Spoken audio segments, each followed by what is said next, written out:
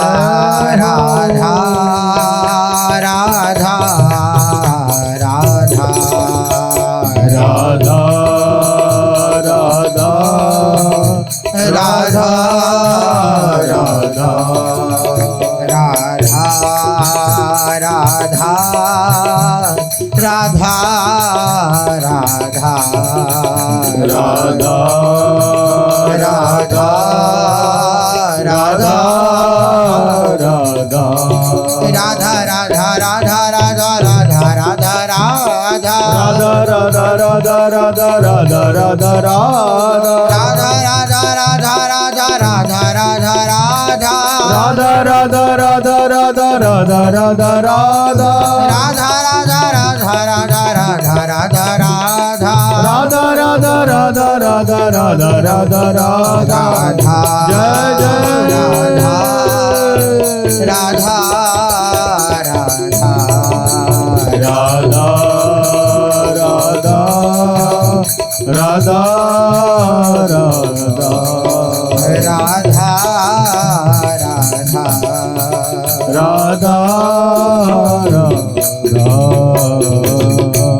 श्री राधा वल्लभ लाल की, महाप्रभु श्री हरिवंश चंद्र जी महाराज की, श्री सद्गुरुदेव भगवान की जय।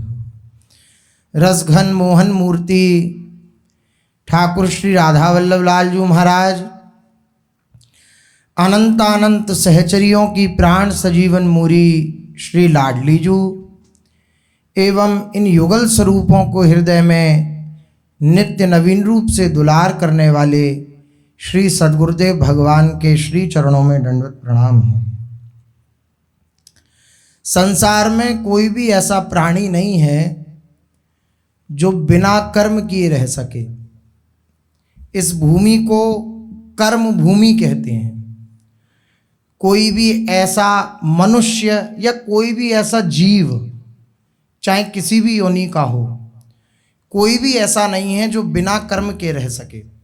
स्वयं भगवान के वचन हैं, जब ब्रजवासी जन इंद्र की पूजा करते और गिरिराज भगवान की पूजा कराने का उद्योग श्री ठाकुर जी ने किया, संकल्प किया कि हम गिरिराज बाबा की पूजा कराएंगे। तब श्री नंद बाबा को उपदेश किया श्री प्रभु ने। तब वहाँ पर भगवान ने कहा है, कर्मणा जायते जंतुः कर्मणैव विलीयते, सुखम दुखम भयम क्षेमम कर्मणैवाविपद्यते। कर्म से ही जीव प्रकट होता है, शुभ अशुभ कर्म से, और कर्म में ही विलय को प्राप्त हो जाता है। जो जैसा कर्म करता है उसको वैसे फल भोगने ही पड़ते हैं। तो कोई भी ऐसा नहीं है, छोटे से छोटा या बड़े से बड़ा, कि वह कर्म न करे। जो इस संसार में आया है, इस मृत्युलोक में आया है, वह कर्म उसको करना ही पड़ेगा। अब क्या उपाय है कि कर्म जब होंगे तो कर्म बंधन भी होगा। आप शुभ कर्म करेंगे तो वह सोने की जंजीर के रूप में आपके सामने आ जाएगा। शुभ कर्म सोने की जंजीर है, उसका जो फल है स्वर्ग आदि भोग हैं। और स्वर्ग आदि भोग क्या हैं? ये भी बांधने वाले हैं, मुक्त करने वाले नहीं हैं। आपके शुभ कर्म हैं, आपको खूब अच्छी व्यवस्था मिलेगी। जैसे आपके जेब में खूब रुपया है तो आपको 5 स्टार 7 स्टार, आप जहाँ जाना चाहो वहाँ जा सकते हैं, अच्छे अच्छे भोगों को भोग सकते हैं। लेकिन आपकी जेब से रुपया ख़त्म हो जाए तो फिर वो 5 स्टार 7 स्टार वाला आपको अपने समीप नहीं रखेगा।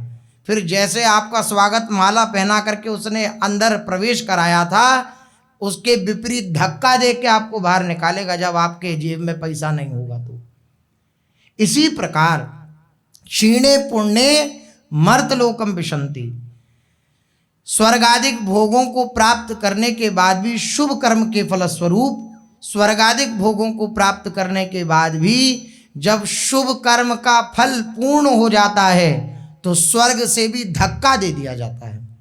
पूज्य सद्गुरुदेव भगवान के मुख से अपने लोगों ने श्रवण किया होगा कि एक माला पहना दी जाती है और वो कुमलाती रहती है। जब वो पूरी कुमला जाती है तो उसे स्वर्ग से हटा दिया जाता है, मतलब उसके पुण्य क्षीण होते हैं। तो वो माला को देख के जलता रहता है कि अब एक दिन और एक दिन और एक दिन और ये कुमलाती जा रही है। वह भी जलन युक्त है। स्वर्गादिक भोगों को प्राप्त करना भी जलन प्रदान करना ही है अपने आप को। तो शुभ कर्म के फलस्वरूप सोने की जंजीर में बंधाया जा सकता है। ये सोने की जंजीर है बंधन ही। और दुष्कर्म के फलस्वरूप, अशुभ कर्म के फलस्वरूप जंजीरें मिलती हैं लोहे की, जैसे नरक आदि, ये सब भोगने पड़ते हैं। तो कर्म है तो कर्म का बंधन भी है। लेकिन क्या उपाय है कि कर्म जब संसार में है तो कर्म हमें करना ही है। चाहे वो एक विषयी व्यक्ति हो और चाहे वो एक सिद्ध महात्मा हो, वे सब कर्म परायण रहते हैं, सबके द्वारा क्रिया होती हैं, कोई भी निष्क्रिय नहीं रहता है। लेकिन क्या कारण है कि संसारी को कर्म करने के बाद कर्म बंधन मिलता है, और जो मुक्त पुरुष हैं वो कर्म करते हैं, क्रिया करते हैं, लेकिन उसका बंधन उन्हें प्राप्त नहीं होता। क्या कारण है? तो ये उपाय बतलाने के लिए महापुरुष जन वर्णन कर रहे हैं कि संसार में आए हैं तो कर्म करना पड़ेगा। अब आपको ये उपाय खोजना है कि हम कर्म तो करें लेकिन कर्म का बंधन हमें प्राप्त ना हो। कर्म के द्वारा जो शुभ अशुभ कर्मों के द्वारा जो उसकी विविध योनियां होती हैं, विविध उसके फल होते हैं, उन बंधनों में हम न पड़ें, उसके लिए क्या उपाय है? तो उसके लिए यही उपाय है कि अपने कर्मों को प्रभु के समर्पित कर दें। ये भागवत धर्म है, अपने कर्मों को प्रभु के समर्पित कर दें। हम जो कुछ कर रहे हैं अपने जीवन में, हम प्रभु की सेवा कर रहे हैं। कर्म के भी 3 स्वरूप महापुरुषों ने वर्णन किए। कर्म करके भगवान को अर्पण करना पहली श्रेणी की बात। हम जो भी अपने घर के कृत्य करें, अपने व्यापार करें, समाज का कार्य करें, जो भी शुभ कर्म करें, शास्त्रोचित कर्म करें, उन कर्मों को करके और प्रभु को अर्पित कर, ये भगवान की आज्ञा है। यद करोषि यदश्नासि यद जुहोषि ददासि यद तपस्यति कौन्तेय तत् कुरुष्व मदर्पणम। गीता में भगवान कह रहे हैं कि तुम जो जो कर रहे हो। अब इन दिव्य सूत्रों को महापुरुष जन एकांत में खोल के बतलाते हैं, अन्यथा प्रकट में तो यही कहा जाता है कि जो शास्त्रोचित कर्म है उसकी बात हो रही है, भगवान को अर्पित करने की। ऐसी ही बात है, भगवान के सामने आप कोई भोग पधराने जाएं तो कोई अभक्ष्य पदार्थ ले जाएंगे क्या? जो योग्य है उनके, वही उनके सामने समर्पित करेंगे। इसी प्रकार जो शास्त्रोचित कर्म हैं, उन कर्मों को समर्पित करने की बात हो रही है। यद्यपि भगवान ने तो स्पष्ट कहा है यद करोषि, जो कुछ कर रहे हो। अब आप प्रश्न करेंगे कि क्या, तो फिर उसमें ये श्रेणी आती है कि शुभ कर्म। अन्यथा भगवान का सीधा सा वाक्य है यद करोषि यदश्नासि यद जुहोषि ददासि यद तपस्यसि कौन्तेय तत् कुरुष्व मदर्पणम। अगर तुमसे कुछ भजन साधन भी हो रहा है तो उसको मेरे अर्पण कर दो, अर्थात मेरे द्वारा ही हो रहा है, वे तुम करने वाले नहीं हो, ऐसी बात हृदय में धारण करो। तो भगवान के प्रति कर्म समर्पण करने में 3 बातें बतलाई महापुरुषों ने। पहली बात, कर्म करके भगवान को अर्पण कर देना, ये पहली बात है। हमने कर्म किए और भगवान को दे दिए, कर्म मैंने किए और दे भगवान को दिए। तो भ्यमेव समर्पये, आपको समर्पित हैं ये कर्म। दूसरी बात कह रहे हैं, बड़ी सूक्ष्म, महापुरुषों की जो चिंतनीय शक्ति होती है बड़ी सूक्ष्म होती है। अब इसमें क्या आपको कमी लग रही है? इस वाक्य में कोई कमी नहीं। हम जो कुछ कर रहे हैं भगवान को अर्पण कर रहे हैं। कितनी भागवत धर्म सबसे उत्तम बात है। ये बात ऐसी है कि कर्म करते हुए आपको कर्म बंधन प्राप्त नहीं होगा। कितनी विशेष बात है। ये महापुरुषों के द्वारा जो सूत्र बतलाए गए, भगवान ने जो सूत्र रूप में अपनी वाणी से शास्त्रों में वर्णित किए ये सूत्र, ये ऐसे सूत्र हैं कि आपको इस कर्म चक्र से छुड़ा सकते हैं। लेकिन भगवान की माया प्रबल है, वो इन बातों पर विश्वास नहीं होने देती। वो केवल बाहरी उपक्रमों में लगी रहती है, बाहरी बातों में लगी रहती है कि ऐसा क्यों कह दिया, ऐसा क्यों कर दिया, ऐसा क्यों गा दिया, इस प्रकार की बातें करती रहती है। लेकिन जो मूल होता है सिद्धांत, उस पर दृष्टि नहीं होती। महापुरुषों की वाणी पर, भगवान की वाणी पर दृष्टि दे करके अगर इन बातों को हम स्वीकार कर लें तो निश्चित रूप से हमें लाभ बिल्कुल मिलेगा, निश्चित मिलेगा। क्या कह रहे हैं? कर्म करके भगवान को अर्पण कर देना। पहली बात खूब ध्यान देकर सुने।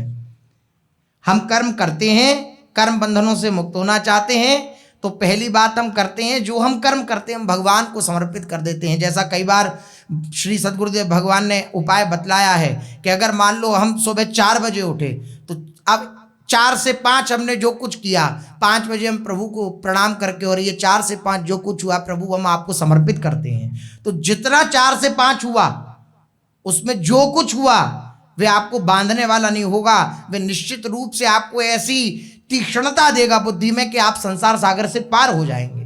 वो आपको बांधने वाला नहीं होगा और वह कर्म आपका भजन हो जाएगा। कर्म तो करना ही है, लेकिन कर्म को भजन बनाना, ये बात है। इसे ही कहते हैं कर्म योग। कर्म का योग हो गया प्रभु से, जुड़ाव हो गया प्रभु से, इसे ही कहते हैं कर्म योग। हम जो कुछ कर रहे हैं प्रभु हमारे साथ हैं। श्री जी की इच्छा से आप देखो, श्री जी के जो निजजन हैं, उपासक जन हैं, उनकी अगर वाणी सुनेंगे, आश्रित जन है, तो श्री जी की इच्छा से ये हो गया, श्री जी की इच्छा से हमने ये कर लिया, श्री जी की कृपा से ऐसा हो गया, श्री जी की इच्छा। क्या अब मेरी इच्छा नहीं रही, अब मेरे हृदय में भी जो स्फुरित हो रहा है वो श्री जी की इच्छा है, शास्त्रोचित। बार बार इस बात को इसलिए कि कहीं अलग वृत्ति न चली जाए। शास्त्रों से जो भी मेरे हृदय में स्फुरण हो रहा है वो श्री जी की इच्छा है, और अगर और कुछ शास्त्र विरुद्ध उत्पन्न हो रहा है तो वो मेरा अहंकार है, वो मेरा प्रमाद है। इसलिए ये महापुरुषों की रहनी रही है। श्री जी की इच्छा से आज वृंदावन की परिक्रमा हुई, श्री जी की इच्छा से आज श्री जी के दर्शन करने गए, श्री जी की कृपा से आज ये प्रणाली है भक्तों की। क्या हुआ, अब अपना जो सीधा संबंध था कर्म के साथ वो विच्छेद को प्राप्त हो गया, वो विच्छिन्न हो गया। अब कर्म का संबंध किससे हो गया? भगवान से। अब कर्तृत्व और भोक्तृत्व ये प्रभु में समर्पित हो गए। अब वो स्वयं का नहीं रहा, अब सीधे सीधे भगवान से संबंध हो गया। भगवान की इच्छा से ऐसा हुआ, भगवान की इच्छा से ऐसा किया। आज भगवान की इच्छा से वृंदावन गए, आज वृंदावन की भगवान की इच्छा से परिक्रमा लगा, ऐसी भावना। तो कर्म करके भगवान के अर्पण कर देना पहली बात। अब दूसरी बात बतला रहे हैं, भगवान के लिए कर्म करना। दोनों में भेद है। कर्म हमने किया अपने लिए और अर्पण हम कर दे रहे हैं भगवान को, यह भी उत्तम बात है, प्रथम श्रेणी है। कर्म किया हमने अपने सुखोपभोग के लिए और उस कर्म को हमने अर्पित कर दिया भगवान को। अब दूसरी बात, दूसरी श्रेणी की बात, भगवान के लिए ही कर्म करना, अपने लिए कर्म ना करना, अपने लिए कुछ ना करना।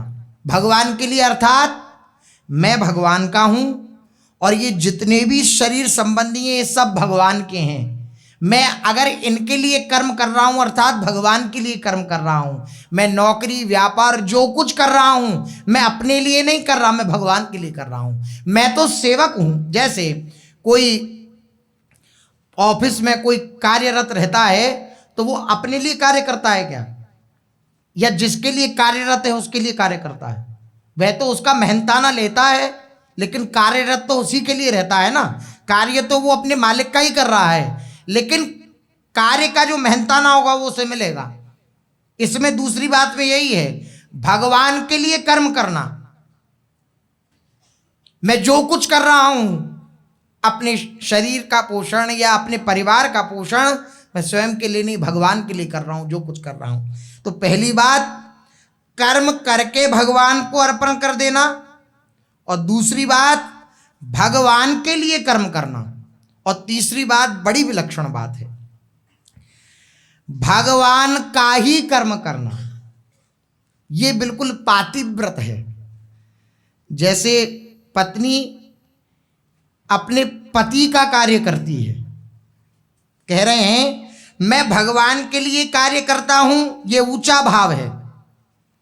जो दूसरी बात कही भगवान के लिए कर्म करना, मैं भगवान के लिए कार्य करता हूं, यह ऊंचा भाव है, पर इसमें भी अभिमान को स्थान है।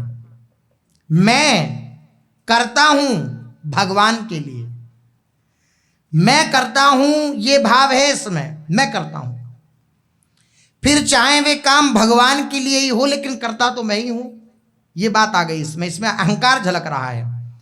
पर वास्तविक भक्त तो पतिव्रता स्त्री की भांति होता है, भगवान के लिए काम नहीं करता, भगवान का ही काम करता है। कितनी उच्च कोटि की भावना है महापुरुषों की, और कितना उच्च कोटि का चिंतन है महापुरुषों का। भक्त जो होता है वह पतिव्रता स्त्री की तरह होता है, पातिव्रत होता है, व्यभिचारी नहीं होता भक्त, अव्यभिचारी होता है। वास्तविक भक्त तो पतिव्रता स्त्री की भांति भगवान के लिए काम नहीं करता, भगवान का ही काम करता है। मैं जो भी सेवा कर रहा हूं मैं भगवान के द्वारा प्रदत्त सेवा कर रहा हूं, उन्हीं का कार्य कर रहा हूं। पतिव्रता अपने पति के लिए काम नहीं करती, पति का ही काम करती है। जो भी उसके सगे संबंधी हैं, पति के माता, पति के पिता, पति की भाई बहन आदि, उन सब का जो सत्कार करती है पत्नी, वो किसके नाते करती है? विचार करिए, पति के नाते ही तो करती है। इसी प्रकार मैं जो भी कुछ कार्यशीलता अपने जीवन में कर रहा हूं, चाहे किसी की भी सेवा कर रहा हूं, तो मैं भगवान के नाते से कर रहा हूं, भगवान का कार्य कर रहा हूं। पति ऑफिस गया, अगर पीछे से पत्नी उनके माँ बाप की खूब सुचारू रूप से सेवा करती है तो पति सोचता है कि ये मेरा ही, जो मेरे को करनी चाहिए सेवा, वो ये अपने हाथों से कर रही है, अर्थात मेरा कार्य ही ये संपादित कर रही है। इसी प्रकार पतिव्रता स्त्री की तरह वह भक्त उपासक होता है जो भगवान के लिए कार्य नहीं करता, भगवान का ही कार्य करता है, भगवान की ही सेवा करता है। ये बड़ी उच्च कोटि की भावना है। पतिव्रता का जीवन पति का ही जीवन है, उसका स्वयं का जीवन कुछ नहीं है। पति का ही जीवन पतिव्रता का जीवन है, वह पति का ही स्वरूप है। पत्नी जो कुछ करती है उसके द्वारा कृत्य जो है वे पति को ही संपादित करता है, उसके द्वारा जो कर्म होते हैं वे पति के ही कर्म होते हैं। इसी प्रकार जो समर्पित भक्त है, पूर्ण रूपेण समर्पित हो गया, वह ना कर्म करके भगवान को अर्पित करता है, बोले हम तो करते हैं, तो अभी श्रेणियां हैं। ये भक्त और उस समर्पित चित्त की स्थिति का वर्णन हो रहा है। हम ऐसा ना मान लें कि हम अब तक गलत कर रहे थे क्या, नहीं नहीं, श्रेणियां हैं, स्थितियां हैं। करते करते जो पहला सोपान है, जब उस पर आप कदम रखेंगे तो अंतिम सोपान तक अपने आप पहुंच जाएंगे, बस कदम रखते रहें। तो ऐसी बात नहीं है अब तक जो हम कर्म समर्पित कर रहे थे प्रभु को ये गलत था क्या, नहीं नहीं, ये प्रथम सोपान है। लेकिन जो समर्पित भक्त होता है, समर्पित चित्त उपासक होता है, वह न कर्म करके भगवान को अर्पण करता है, न भगवान के लिए कर्म करता है, वरन वह भगवान का ही कर्म करता है, अर्थात भगवान का ही कार्य करता है। उसका स्वयं की कोई इच्छा नहीं होती, केवल प्रभु की इच्छा उसके जीवन में विद्यमान रहती है। तभी कहा जाता है भक्त यंत्र हो जाता है अपने यंत्री प्रभु का। ये कहा जाता है, क्यों कहा जाता है कि पूज्य सद्गुरुदेव भगवान के मुख से अक्सर हम लोग श्रवण करते हैं। पूज्य सद्गुरुदेव भगवान कहते हैं कैसा होता है उपासक, बोले कठपुतली। कठपुतली की अपनी कोई इच्छा नहीं होती, वह जैसा कठपुतली नचाने वाला करा रहा है वैसा कर रहा है, उसका स्वयं का कोई कर्म नहीं है, स्वयं के करने का कोई भाव नहीं है। जब करने का भाव नहीं है तो समर्पण का भाव क्या होगा, जब किया ही नहीं तो समर्पण कैसा। इसलिए वह करता कब है, जो वो कराता है। वह किसका कार्य करता है, अपने स्वामी का कार्य। जो नचाने वाला उसका ही कार्य करता है, और करता क्या है, वो ही कराता है। यही बात है। आहा, बहुत सूक्ष्म बात है, बहुत विवेक और बुद्धि और भगवान के प्रति खूब नाम जप हो तब इस भेद को समझ पावे। उसके द्वारा जो कर्म होते हैं वे पति के ही कर्म होते हैं, पत्नी के द्वारा, जो पातिव्रत धर्म से युक्त पत्नी है। इसी प्रकार जो समर्पित भक्त है उनके हृदय में बैठकर स्वयं भगवान ही कर्म करते हैं। भगवान का ही कार्य करने का अर्थ है भगवान का यंत्र बन जाना। भगवान का, जैसे सहचरियां, ये श्री जी की इच्छा शक्ति हैं।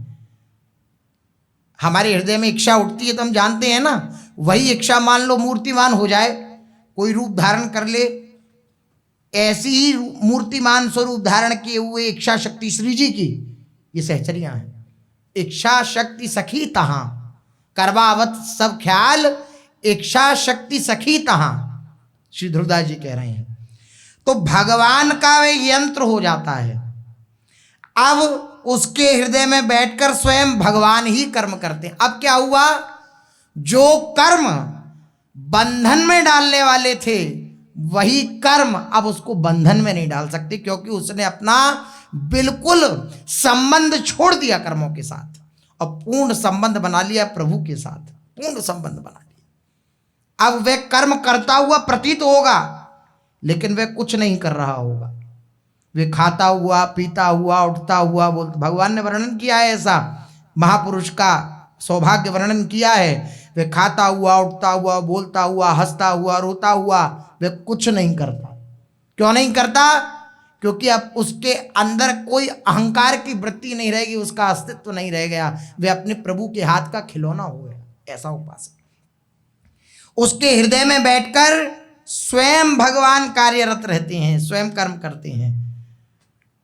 भाई जी महाराज के जीवन में देखा जाता है कि अब उनके जीवन में जो कार्य था वे स्वयं नहीं कर रहे हैं, श्री कृष्ण उनके अंदर बैठ कर के और वे सब कार्य संपादित कर रहे हैं। ये पूज्य राधा बाबा को ये सब बिल्कुल अनुभव में आई ये बात। स्वयं श्री कृष्ण ने पूज्य श्री राधा बाबा महाराज से कहा कि तुम पोद्दार महाराज को साधारण मत समझना, ये तो केवल ढांचा रह गया है, इनके अंदर क्रीड़ा तो मैं कर रहा हूं।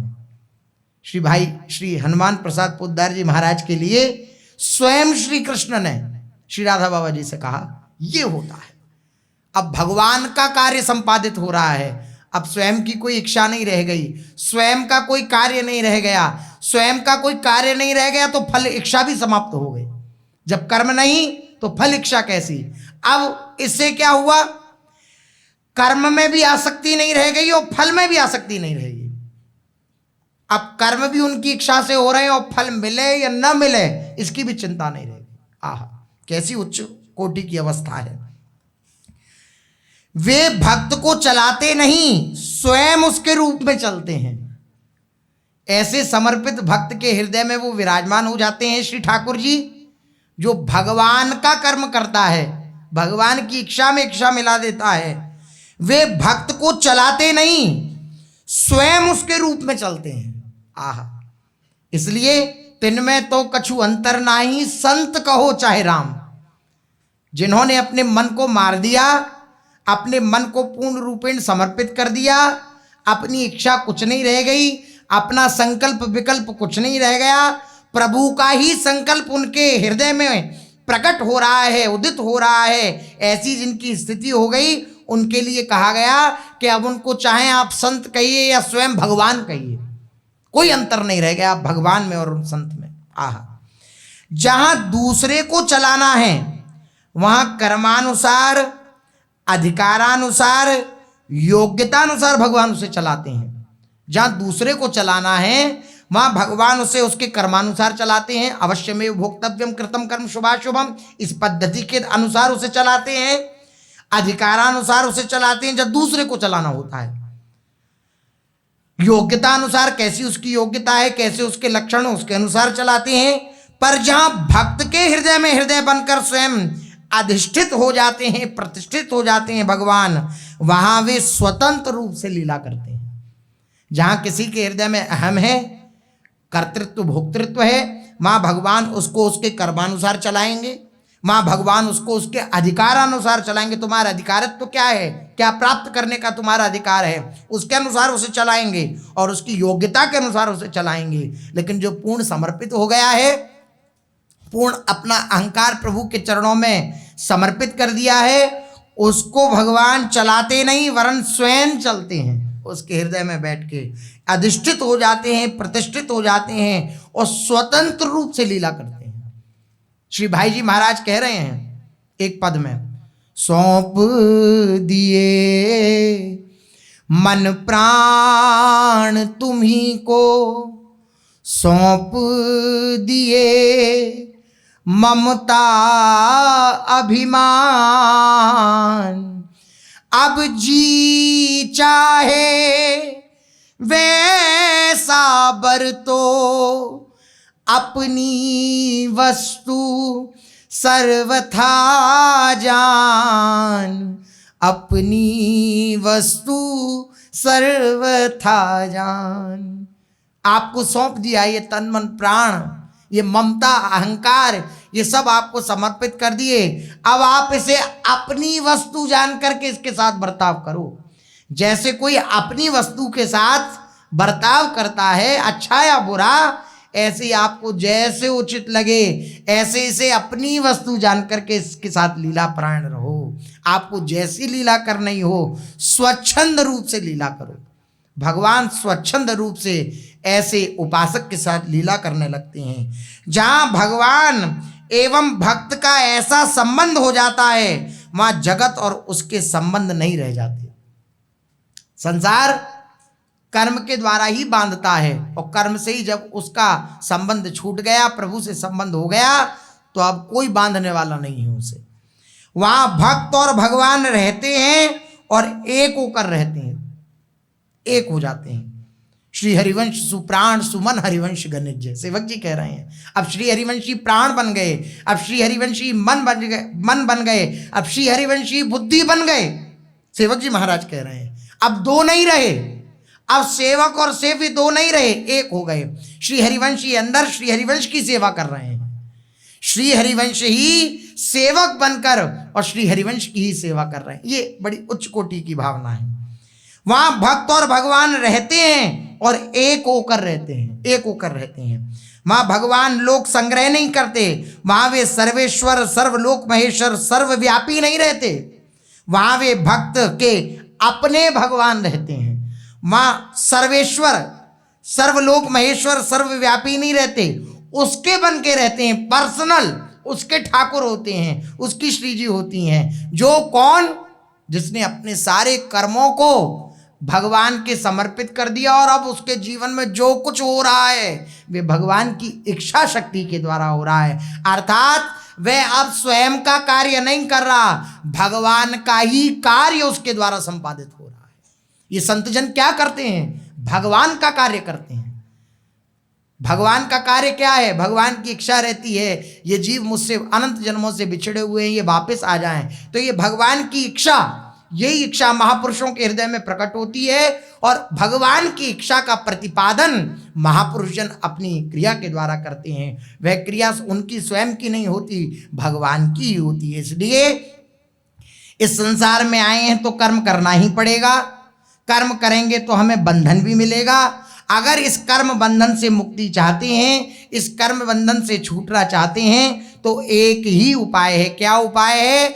अपने जीवन को पूर्ण रूपेण समर्पित करके और अपनी इच्छा को प्रियाजू की इच्छा में मिला देना। अब जो कुछ हो रहा है मैं भगवान की इच्छा से कर रहा हूं, शास्त्रोचित। यद्यपि जब इस स्थिति पर पहुंचेंगे तो ये बात नहीं रह जाएगी, क्योंकि ऐसे उपासक के द्वारा कभी शास्त्र विरुद्ध कार्य नहीं होते हैं।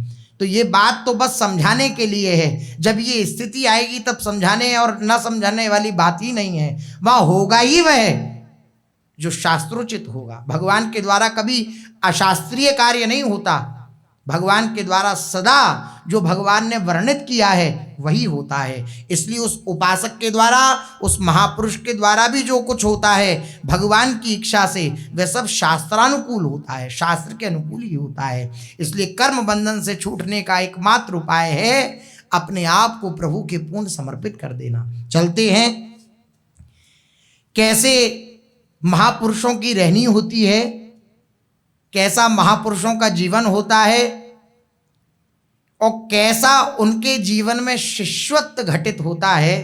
यह देखने के लिए अपने लोग श्री महाप्रभु जी के चरित्र में श्रवण कर रहे हैं। श्री विट्ठलदास जी का चरित्र, अपनी कोई इच्छा नहीं, जिस बात की अभी चर्चा हुई, अपनी कोई इच्छा नहीं रह गई।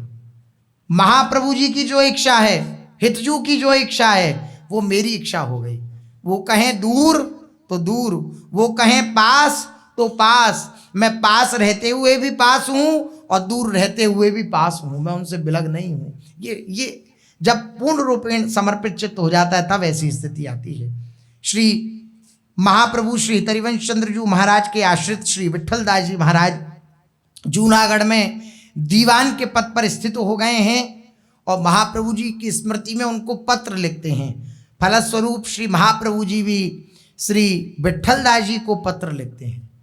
और कल अपने लोगों ने श्रवण किया अत्यंत उदारता श्री महाप्रभु जी की, कैसा अपने शिष्य से प्रेम करते हैं, कैसा अपने निज जनों से प्रेम करते हैं, कैसा श्री महाप्रभु जी का स्वभाव है। अगर कोई गुरु और इष्ट और आचार्य के स्वभाव को जान जाए तो भजन करना नहीं पड़ेगा, भजन होगा। हम लोगों को बहुत मेहनत करनी पड़ती है भगवान का स्मरण करने के लिए, बहुत प्रयासरत रहना पड़ता है कि हम भगवान का स्मरण करें, और प्रयासरत नहीं रहना पड़ता विषयों का स्मरण करने के लिए। सहज में होता है, संसार का स्मरण सहज में होता है, लेकिन भगवान का स्मरण सहज में नहीं होता, उसके लिए प्रयासरत रहना पड़ता है। लेकिन क्यों रहना पड़ता है प्रयासरत? क्योंकि अभी प्रभु के स्वभाव को हमने अपने हृदय में अंगीकार नहीं किया है। प्रभु कितने कृपालु हैं, प्रभु कितने दयालु हैं, उनका कैसा स्वभाव है, गुरुदेव का कैसा स्वभाव है, उनका कैसा औदार्य है, आचार्य का कैसा स्वभाव है, इस बात को हमने अभी अंगीकार नहीं किया। सुना तो है लेकिन अभी इसको स्वीकार नहीं किया है, इसलिए हमें भजन में प्रयास करना पड़ता है। वरना स्वयं भगवान शंकर माता पार्वती से कह रहे हैं, क्या कह रहे हैं? उमा राम स्वभाव जहि जाना,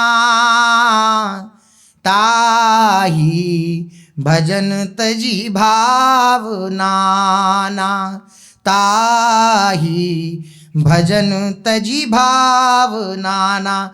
एक बार जो आचार्य गुरु इष्ट का स्वभाव जान लेता है, उसके हृदय में भजन के सिवा और कोई भाव ही उत्पन्न नहीं होता। ताई भजन तजी भाव न आना, कोई अन्य भाव उसके हृदय में उत्पन्न नहीं होता जो इष्ट गुरु आचार्य का स्वभाव जान लेता है। हमें अभी भजन का प्रयास करना पड़ता है, भजन के लिए खूब मेहनत करनी पड़ती है। भगवान का स्मरण हो जाए फिर भी मन बार बार खींच रहा है अपनी चाल में, फिर उसे घसीटने का प्रयास हो रहा है, फिर लगाने का प्रयास हो रहा है, फिर भी नहीं लग पाता है। कारण क्या है? अभी भगवान के स्वभाव को स्वीकार नहीं कर, अन्यथा भगवान की कृपालुता पर दृष्टि हो। इसलिए महापुरुषों ने उपाय बताया, बिना भक्तमाल भक्ति रूप अति दूर है। बिना भक्तमाल के अर्थात बिना भक्तों के चरित्र के, बिना संतों के चरित्र के, बिना भक्तों की महिमा गाए किसी के हृदय में भक्ति का प्रादुर्भाव नहीं होता। क्यों? क्योंकि भक्तों के चरित्र में, भगवान के आश्रित जनों के चरित्र में उनके स्वभाव का परिचय प्राप्त होता है। भगवान के स्वभाव का परिचय कहां प्राप्त होगा? उनके आश्रित जनों के चरित्र में। आचार्य जनों, गुरुजनों के स्वभाव का परिचय कहां प्राप्त होगा? उनके आश्रित जनों के चरित्रों में। इसलिए भक्त चरित्र, भागवत चरित्र ये अवश्य श्रवण करने चाहिए। इनके श्रवण मात्र से हृदय में भगवान के स्वभाव के प्रति हमारी आसक्ति होगी। अच्छा, ऐसा प्यार करने वाले हैं, ऐसे भी प्रभु अधमों से भी इतना प्यार करते हैं प्रभु।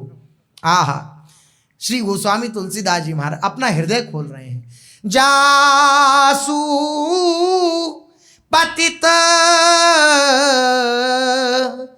पावन बड़बाना। हमारे राम जी का, हमारे प्रभु का ये स्वभाव है, ये बाना है, ये प्रतिज्ञा है। क्या? ये पतितों को पावन करते हैं। आहा, अधमों को पावन करते हैं। पाई न केहि गति पतित पावन, राम भज सुनि सठ मना। गनिका अजामिल व्याध गीद, गजादि खल तारे घना। ऐसा इनका स्वभाव है। इस स्वभाव को जब हम बार बार श्रवण करते हैं तो इनके स्वभाव के प्रति हमारी आसक्ति होती है। हमें हृदय में विश्वास होता है कि हमारा काम बन जाएगा। हम जैसे भी हैं, हमारे प्रभु की कृपा से हमारा काम बन जाएगा। और महापुरुषों का ऐसा प्रभाव होता है। आज पूज्य गुरुदेव भगवान की कृपा से अनंत अनंत जीव ऐसे हैं जिनके हृदय में अपनी कर्मों की तरफ न देख करके ये भावना आई है कि मैं जैसा भी हूं मुझे श्री जी स्वीकार करें। अब वो अपनी तरफ देखना बंद कर दिए हैं, केवल श्री जी की तरफ देखना प्रारंभ कर दिया है। अपनी तरफ देखा, उनके हृदय में जलन हुई, छरछराहट हुई, व्याकुल हुए, सोई गुरुदेव ने हाथ पकड़ लिया, बोले चिंता मत करो, तुम कैसे भी हो तुम्हें श्री जी मिलेंगे। ये क्या? ये महापुरुषों का स्वभाव। ये महापुरुषों का स्वभाव क्या है? प्रभु का ही स्वभाव महापुरुषों के अंदर उतरा है। प्रभु का जो स्वभाव है वही महापुरुषों का। निज गुण, अपने निज जनों के द्वारा अगर कोई अवगुण भी बन जाए तो उनको प्रभु कभी देखते भी नहीं है, कभी देखते ही नहीं कि इससे कोई अवगुण बना है। वे केवल यही देखते हैं कि मेरी शरण में है, मेरा शरणागत है, इसलिए ये सर्वोपरि, ये सबसे ऊंचा है। श्री महाप्रभु जी अपने उस स्वभाव का ही परिचय इस पत्र में दे रहे हैं। आहा, मेरे प्राणन के प्राण विठल दास, कैसा कैसा संबोधित किया श्री महाप्रभु जी ने। स्वामी जो तुम पर बहुत प्रसन्न हैं, तेरी पहचानते मोको श्री श्यामाजू बहुत सुख देते हैं। कैसी कैसी बात श्री महाप्रभु जी ने अपने जनों के प्रति लिखी है। इस प्रथम पत्र से ये परिलक्षित होता है कि हमारे आचार्य गुरुदेव हमें अर्थात अपने शरणागत जनों को कितना प्यार करते हैं। अगर ये जान जाएंगे कि हमारे इष्ट आचार्य गुरुदेव वात्सल्य समुद्र हैं, तो फिर भजन करना नहीं पड़ेगा, अपितु स्वाभाविक भजन में मन डूबा रहेगा। आप देखिए, आपके प्रति अगर कोई भला कार्य कर दे, आप प्यासे हैं आपको पानी पिला दे, आप भूखे हैं आपको भोजन करा दे, तो कितनी बार आपको स्मरण आएगा उसका। देखो हम इतने प्यासे थे, ऐसी अवस्था में हमारे पास ना रुपया पैसा था ना कुछ था, और कहीं पानी की भी व्यवस्था नहीं थी, और ऐसी स्थिति में उसने हमें पानी पिलाया। हम कितनी बार उसका स्मरण कर लेते हैं, क्या सोच करके, जो उसने अपना उदार हृदय दिखाया, इस बात को सोच करके। और प्रभु तो उदारता की सीमा है, जब हम उनकी उदारता का चिंतन करेंगे तो हमारे हृदय में क्या उनका चिंतन प्रकट नहीं होगा? बिल्कुल प्रकट होगा। हमारे हृदय में उनके प्रति प्रेम जागृत होगा कि मैं तो ऐसा अधम नीच हूं, लेकिन प्रभु ने मुझ पर कितनी कृपा करी, मुझे श्री वृंदावन धाम दे दिया, मुझे गुरुदेव दे दिए, मुझे श्री जी शरण दे दी, अपनी शरण दे दी श्री जी ने। यद्यपि मेरे कार्य तो ऐसे नहीं थे, लेकिन लाडली जी ने मुझ पर अत्यंत कृपा कर दी। इस कृपा को ही बार बार हम सोचते रहें तो बस इस कृपा के स्मरण से ही अखंड स्मृति का प्रादुर्भाव हो जाएगा, भगवान की अखंड स्मृति हो जाएगी। जूनागढ़ में कुछ दिन रहने के बाद श्री विट्ठलदास जी, एक दिन ऐसी घटना घटी जिसने श्री विट्ठलदास जी की अनन्य निष्ठा का अद्भुत चमत्कार प्रदर्शित किया। कैसा हरिवंश उपासक होता है, कैसा अनन्य होता है श्यामा श्याम का, ये इस घटना में दर्शन करा रहे हैं। कबहु नृपद्वारिका पधार्यो, श्री रणछोर दरस जू विचार्यो, तब लस करके लोग जु जितने, दरस परस करिया ये तितने। ये जो जूनागढ़ का राजा था, ये भगवान रणछोड़ राय जी का बड़ा भक्त था। रणछोड़ राय जी, रणछोड़ नाम तो आप सबको पता ही होगा कैसे पड़ा भगवान का। भगवान मथुरा में छोड़ करके रण भाग गए, इसलिए रणछोड़ राय नाम पड़ा। ये रणछोड़ राय जी का बड़ा भक्त अर्थात द्वारिकाधीश जी का बड़ा भक्त था। इसके इष्ट थे द्वारिकाधीश जी, और वह श्री विट्ठलदास जी का बड़ा आदर करता था, क्योंकि आप जब कभी कुछ बात करते तो भगवत संबंधी वार्ता करते थे। श्री विट्ठलदास जी जब भी कोई वार्ता करते राजा से तो परमार्थ को साथ लेकर, ये साधक की रहनी होती है।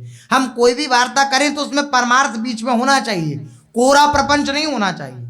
मान लो कोई अपने सेवा संबंधी या कोई ऐसी भी वार्ता करनी पड़ रही है जिसमें भगवत संबंधी चिंतन नहीं हो पा रहा है, तो उसमें हम बीच में राधा नाम उच्चारित कर दें या बीच में कोई सूत्र ले आए, या किसी भी प्रकार से जैसे संभव हो भगवत चर्चा बीच में होनी चाहिए, भगवान नाम बीच में होना चाहिए। तो राजा को बड़ा पसंद था। विट्ठलदास जी जब भी कोई वार्ता करते, चाहे वह राज से, सेना और इस सब से युक्त होती या कोई भी व्यवहार की वार्ता होती, तो भगवत संबंधी वार्ता जरूर बीच में करते। राजा बड़ा इससे आकृष्ट होता, क्योंकि स्वयं भी भक्त हृदय था। वह आपको अपने प्रधानमंत्री के रूप में पाकर के अपने को बड़ा सौभाग्यशाली मानता था। कुछ समय पश्चात राजा ने द्वारिका जाकर रणछोड़ राय जी के दर्शन करने का विचार किया कि बहुत दिन हो गए रणछोड़ राय जी के दर्शन नहीं करे, दर्शन करें। उसने अपने मंत्रीवर्ग एवं फौज को लेकर द्वारिका की यात्रा करी, द्वारिकाधीश के दर्शन। अच्छा, द्वारिकाधीश जी चतुर्भुज स्वरूप से विराजमान हैं। ठाकुर जी ने ब्रजमंडल में ही बस द्विभुज रहे हैं, बाकी तो बाहर जाके चार भुजाधारी हो गए हैं। और ब्रजवासियों के हृदय में इसका कोई महत्व नहीं है। आप लोग सोचें कि भगवान श्री कृष्ण में भी भेद बताओ कर दिया। भगवान श्री कृष्ण में भेद नहीं है, तत्वतः भगवान एक ही है। सच चराचर में जो कुछ प्रतीत हो रहा है, जो कुछ दिख रहा है, या जितने भी स्वरूप ठाकुरों के हैं, या जितने भी स्वरूप भगवत स्वरूप हैं, उन सबका तत्व एक ही है। कोई दो तत्व नहीं है, एक ही तत्व भक्त की भावना के लिए अनेक अनेक रूपों में विद्यमान है। तो ये प्रेम, ये समता के बाद की ममता है।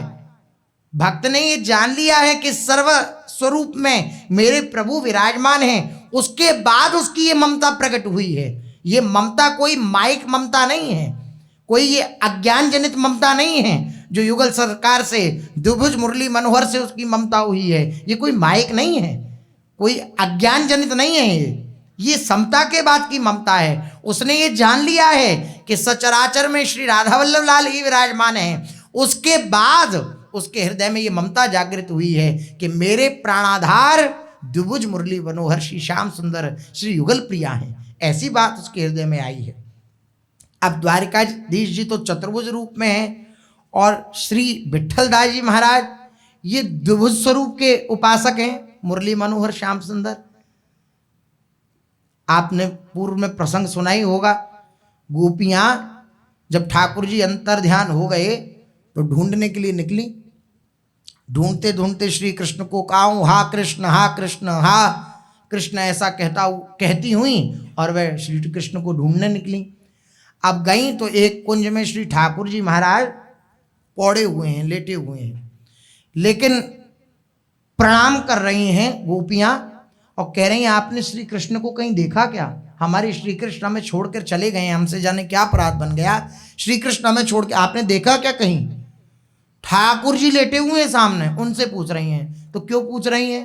ठाकुर जी ने बस क्या किया, जो द्विभुज मुरली मनोहर श्याम सुंदर हैं उन्होंने दो भुजा और प्रकट कर ली, चतुर्भुज हो गए। जैसे ही चतुर्भुज हो गए तो गोपियों ने पहचानने से इनकार कर दिया। यद्यपि वैसा ही मुक्कमल मकराकृत कुंडल, जैसी शोभा श्री श्याम सुंदर की है ऐसी शोभा श्री चतुर्भुज स्वरूप में जो ठाकुर जी विराजमान है उनकी है, लेकिन दो भुज प्रकट हो गए तो पहचानने से इनकार कर दिया। बोले आपके चरणों में प्रणाम है, आपने हमारे ठाकुर श्री राधा वल्लभ लाल अर्थात श्री कृष्ण को कहीं देखा हो तो आप हमें बतलाओ, आप हमें बताओ। ठाकुर जी बोले वारी गोपियों तुम्हारी अनन्यता, इसलिए गोपी प्रेम की ध्वजा, गोपियों को प्रेम की ध्वजा बताया, लेकिन तिन गोपिन पे दुर्लभ माई नित्य विहार सहज सुखदाई। उन गोपीजनों के लिए भी जो दुर्लभ है वे ये नित्य विहार श्यामा श्याम का ये सहज में आनंद प्रदान करने वाला है। ये महापुरुषों के जीवन में अनन्यता देखी गई। नागरीदास जी एक पद में लिख रहे हैं, हमारो मुरली वारो श्याम। हमारा कौन है? बोले मुरली वाला द्विभुज मनोहर, जो मुरली त्रिभंग ललित होकर के खड़े होते हैं, मुरली धारण करते हैं, वही हमारे हैं। बिन मुरली बनमाल चंद्रिका नहीं पहचानत नाम, हमारो मुरली वारो श्याम। बिना मुरली के, बिना चंद्रिका धारण किए हुए हम पहचानते भी नहीं कि ये कौन है। इसलिए अगर वृंदावन से बाहर ठाकुर भी खड़े हों तो हमारे वृंदावन के उपासक रसिक जनों ने कहा, बोले बिल्कुल उनका दर्शन करने मत जाना, क्योंकि हमारे जो युगल सरकार हैं वो यद वृंदावन मात्र गोचरम हो, वो केवल वृंदावन में ही गोचर होते हैं। जहां कहीं भी विश्व में श्री युगल सरकार का दर्शन अगर किसी को प्राप्त हुआ है तो पहले उसके मानस पटल पर वृंदावन का प्रादुर्भाव हुआ है और उस वृंदावन में श्री युगल सरकार का प्रादुर्भाव हुआ है। वृंदावन सीमित नहीं है, वृंदावन एक देशीय नहीं है। वृंदावन जैसे प्रेम अखंड मंडलाकार है, गुरु तत्व जैसे अखंड मंडलाकार है, प्रभु का तत्व जैसे अखंड मंडलाकार है, ऐसे ये वृंदावन अखंड मंडलाकार है, ये सर्वत्र विराजमान है। तो कहीं भी युगल सरकार के अगर दर्शन होंगे तो वृंदावन पहले प्रकट होगा, तब आप आगे श्रवण करेंगे, पहले वृंदावन प्रकट होगा तब युगल सरकार के दर्शन होंगे। लेकिन अगर वृंदावन नहीं है और बाहर ठाकुर बोले तो बिल्कुल मत जाना। विपिन राज सीमा के बाहर हरिहु को न निहार, रेमन वृंदा विपिन निहार। वृंदावन का दर्शन करते रहना, विपिन सीमा के बाहर, वृंदावन की सीमा के बाहर अगर हरि भी खड़े हों तो उनकी तरफ मत निहारना। ये कहीं भी भेदभाव नहीं है, ये आसक्ति का स्वरूप है, ये प्रेम का स्वरूप है। इस बात को हम इस बौद्धिक स्तर पर, बुद्धि के स्तर पर न ले आए कि तो भगवान भगवान में भेद हो रहा है। नहीं, भेद नहीं हो रहा, ये प्रेम की बात हो रही है। ब्रह्म का उपदेश कर रहे हैं उद्धव गोपियों को, तो गोपियां क्या कह रही हैं कि तेरे ब्रह्म के उपदेश को हम कहाँ रखें, कहीं नाहिन रहे हो ये मैं ठोर, कहीं हृदय में जगह ही नहीं रह गई। अब आप बतलाइए, क्या ब्रह्म और श्री कृष्ण में कोई अंतर है? वाला कोई अंतर नहीं है, वही हैं। वही तत्व स्वरूप से विराजमान है। लेकिन ये प्रेम की पराकाष्ठा है। क्या? गोपियां कह रही हैं नाहिन रहो ही हमें ठोर। अब हमारे हृदय में जगह नहीं रह गई, तेरे ब्रह्म को समझने के लिए मन नहीं रह गया। एक हुतो सो गयो श्याम पे, अब को आराधे ईस, ऊधो मन ना भये 10-20। मन 10-20 होते तो एक मन हम ठाकुर जी को दे दिया, एक मन से तेरी बात समझ लेते, ब्रह्म क्या है, जीव क्या है। और आप गोपियों की अगर वार्ता श्रवण करेंगे भागवत में तो आप पाएंगे कि कैसा ब्रह्मोपदेश उनके मुख से हो रहा है। अखिल देहिनाम अंतरात्म दृक्, गोपियों का तो वचन है, अखिल देहिनाम अंतरात्म दृक्। जहां कहीं भी इस दृष्टि के द्वारा देखा जाता है उन सब मस्त देहधारियों के हृदय में आप अंतर में ही विराजमान है। ये उनको ज्ञान है, गोपियों को ज्ञान है ये। लेकिन ये प्रेम की पराकाष्ठा है, प्रेम की आसक्ति है कि ऐसी पराकाष्ठा को प्राप्त हुई गोपियां भी, ऐसी ब्रह्म तत्व को जानने वाली गोपियां भी, और प्रेम में ऐसी आसक्त हैं कि वे कह रही हैं नाहिन रहो ही मैं ठोर। योग कहां राखें, यहां रोम रोम श्याम है। हम तेरे योग को कहां रखें? हमारे रोम रोम में श्याम सुंदर विराजमान है। तेरे योग को रखने की हमारे शरीर में कहीं जगह ही नहीं है, हमारे जीवन में कहीं जगह नहीं है। यहाँ रोम रोम में श्याम सुंदर समाये हुए हैं। इसलिए ये प्रेम की पराकाष्ठा है। वही द्विभुज मुरली मनोहर श्याम सुंदर हैं, वही श्याम सुंदर द्वारिकाधीश हैं, वही मथुराधीश हैं, कोई किंचन मात्र अंतर नहीं है। लेकिन प्रेमी की भावना को, प्रेमी की आसक्ति को प्रकट करने के लिए वैसी ही आसक्ति की प्रतिष्ठा श्री ठाकुर जी महाराज उसकी भावना को पूर्ण करने के लिए प्रकट होते हैं उस स्वरूप में जैसा प्रेमी चाहता है। द्वारिका की यात्रा करने गए हैं ये राजा, रणछोड़ राय जी का दर्शन करने जूनागढ़ का राजा जो है विठलदास जी को भी साथ ले गया। वहां जाकर राजा ने रणछोड़ राय जी के दर्शन किए एवं अपनी समस्त फौज को भी दर्शन करने की आज्ञा प्रदान करी। राजा ने भी दर्शन किए और सबको आज्ञा करी आप भी दर्शन करो। लेकिन बिन मुरली बनमाल चंद्रिका नहीं पहचानत नाम। और गोपरूप वृंदावनचारी ब्रज जन पूरन काम, या ही सोहित चित बढ़ो नित दिन दिन पल छिन जाम। और कितनी सुंदर बात कह रहे हैं, नंदीश्वर गोवर्धन गोकुल बरसानो विश्राम, नागरिदास द्वारिका मथुरा इनसे कछु न काम, हमारो मुरली वारो श्याम। हमारा कोई मतलब नहीं है द्वारिकाधीश श्री कृष्ण से और मथुराधीश श्री कृष्ण से। हमारा मतलब किससे है? द्विज मुरली मनोहर जो त्रिभंग ललित होकर रसघन मोहन मूर्तिम विचित्र केली महोत्सवोल्लसितम राधा चरण विलोडित रुचिर शिखंडम हरिम वंदे। हम उन हरि की वंदना करते हैं जिनका मोर मुकुट निरंतर श्री प्रियाजू के चरणों को, श्री प्रियाजू की चरण धूलि में श्री प्रियाजू के चरणों की तरफ घसता रहता है। हम उन श्री लालजू महाराज के आशिक हैं, हम उन श्री हरि की वंदना करते हैं। श्री ठाकुर जी स्वयं अपने मुख से कहते हैं, तब मम मोर मुकुट साचो जब तेरी सेज रज झारों। श्री व्यास जी महाराज ने वर्णन किया, हरिराम व्यास जी ने।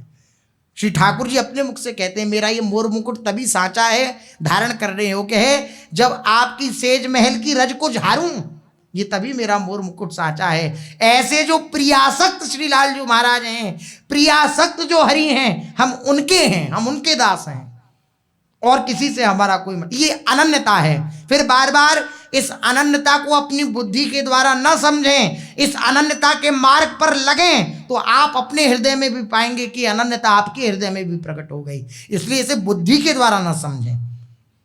द्वारिकाधीश श्री विठलदास जी के हृदय में श्री युगल सरकार खेल रहे हैं, लेकिन राजा की आज्ञा हुई है कि श्री द्वारिकाधीश जी के दर्शन करें। सब दर्शन करने गए, राज आज्ञा, सब दर्शन करने गए। विठल दर्शन को नहीं गए, ते चवाव सब घर घर भये, बहुत नृप को जाए सुनाई, सो नृपहु को नहीं सुहाई। अब विट्ठल दास जी इतने ऊंचे पद पे थे कि उनका ये आचरण सबकी दृष्टि में आ गया। कोई ऊंचा व्यक्ति ना आया हो, जिसको सब जानते हो, वो ना आया वो दर्शन करने, तो एकदम आ जाए वो अमुक नहीं आए, वो कहाँ है। तो सबकी दृष्टि में आ गया कि सब तो आए दर्शन करने के लिए, लेकिन विट्ठल दास जी दर्शन करने के लिए नहीं आए।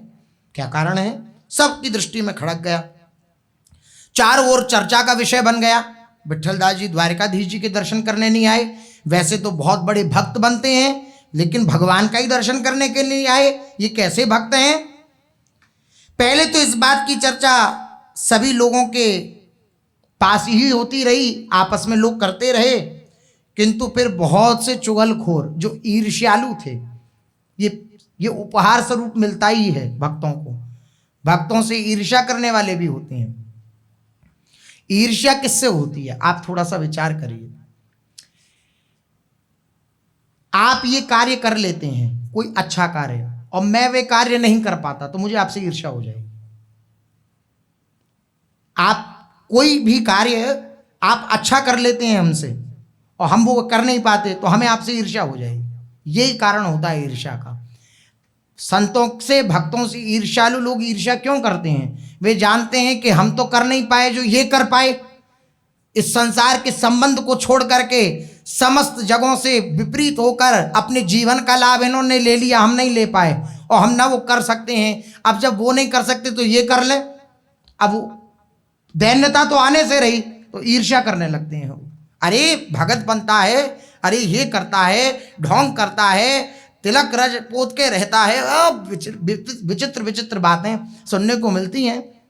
ये तो धाम है, यहाँ तो तब भी कृपा है। ऐसा ही ईर्ष्यालु लोग अब विट्ठल दास जी महाराज से भी ईर्ष्या करते थे। ऐसे महापुरुषों के द्वारा कभी किसी का अमंगल नहीं होता है, ऐसे महापुरुषों के द्वारा कभी किसी का अहित नहीं होता है। लेकिन यही भगवान की माया है कि ऐसे महापुरुषों से भी लोग ईर्ष्या कर लेते हैं। चुगलखोर थे, ईर्ष्यालु थे, विट्ठल दास जी से ईर्ष्या करते थे। वो चुगलखोर गए और जाकर के कान भर दिए राजा के। राजा से शिकायत करी कि वैसे तो आपके ये जो मुख्य हैं, आप इनका इतना आदर करते हैं और बड़ा इन्हें भगत मानते हैं, आपके दीवान हैं विट्ठल दास जी, और आप इन्हें बड़ा भगत मानते हैं। द्वारिकापुरी आप अपने साथ लेकर के आए, लेकिन ये द्वारिकापुरी आकर के भी इतने बड़े भगत तो हैं, लेकिन द्वारिकाधीश के दर्शन नहीं करे इन्होंने। अब को ना कुसंगति पाए नसाई, गोस्वामी जी ने कहा है, कौन ऐसा नहीं है जो कुसंग को प्राप्त करके और नाश को प्राप्त ना हो जाए। विट्ठल दास जी के बारे में चुगलखोरों ने जैसी कहा राजा से, तो राजा को भी लगा क्या बात तो ठीक है, सब दर्शन करने गए और ये भगत बनते हैं, लेकिन ये नहीं आए, तो ये क्या है, मतलब ये होता है। इसलिए असंग रहने का बात महापुरुषों ने कही। आपके बारे में अगर कोई गलत भी बता दे हमें कि अमुक तो ऐसे हैं, अब हमें नहीं पता, हमने ना अपनी आंखों से देखी है वे बात कि ऐसे हैं या नहीं हैं, लेकिन अब जितनी बार आप दृष्टि में पड़ेंगे सुबह से शाम तक वही बात घूमेगी, ये तो ऐसे हैं, ये तो ऐसे हैं। ये कुसंग का प्रभाव होता है, इसलिए कुसंग की मनाही की गई है। दूसरे के अंदर दोष न होते हुए भी दोष दर्शन होने लगेगा अगर कुसंग होगा तो।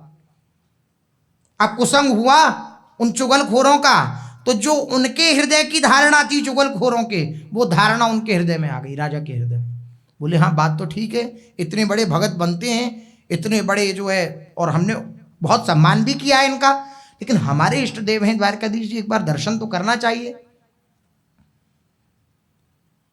इस तरह के अनैतिक आचरण के द्वारा उन्होंने आपके आराध्य देव का अनादर किया है। चुगलखोरों ने कह दिया ये जो अनैतिक आचरण है उनका, इसके द्वारा बिल्कुल अनादर किया है आपके ठाकुर का उन्होंने। इससे सनातन धर्मावलंबी हिंदू समाज में क्या संदेश जाएगा? जब उन निंदकों को ये बात राजा ने सुनी, उन निंदकों की, तो उसको भी विट्ठल दास जी का ये आचरण अच्छा नहीं लगा, और जूनागढ़ वापस आने के बाद राजा ने नाराज होकर विट्ठल दास जी को भरी सभा में बुलाया। ये श्री हरिवंश श्री हरिवंश श्री हरिवंश ऐसा उच्चारण करते हुए उस भरी समाज में जहाँ राजा आया, सभा लगाई और बोले बुलाया जाए विट्ठल दास जी को। बुलाया गया, श्री हरिवंश नाम उच्चारण करते हुए विठलदास जी सभा में आए। अब क्या हुआ आगे, सो शेष चर्चा आगे। श्री राधा वल्लभ लाल की जय।